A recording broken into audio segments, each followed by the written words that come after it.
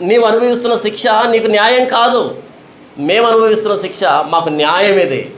అయితే నా అర్హతను బట్టి అడగటంలే, దయదలచమని అడుగుతున్నా. నీవు నీ రాజ్యంలోనికి వచ్చినప్పుడు నన్ను జ్ఞాపకం చేసుకో. వెంటనే ఆయన అడిగిన కోరికని గ్రాంట్ చేశాడు యేసు ప్రభు, అనుమతించాడు. నేడు నీవు నాతో కూడా పరదేశంలో ఉందువు.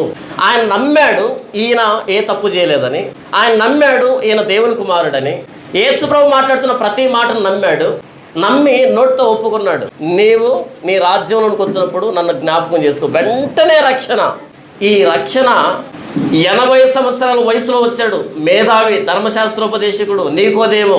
ఆయన మనసులో అనుకున్నాడు, చిన్నప్పటి నుంచి ధర్మశాస్త్రాన్ని పాటిస్తున్న పరిసయుడిని, ధర్మశాస్త్రోపదేశకుడిని, నాకేంటి, నేను కాకపోతే పరలోకి ఎవరు వెళ్తారు అనేటట్టుగా వచ్చాడు. యేసు ప్రభు అన్నాడు, ఒకడు క్రొత్తగా జన్మించితేనే కానీ దేవుని రాజ్యంలో ప్రవేశించడం. నిత్యముగా నేను నీతో చెబుతున్నాను అంటే నీవు పొరపాటును కూడా దేవుని రాజ్యానికి వెళ్ళవు.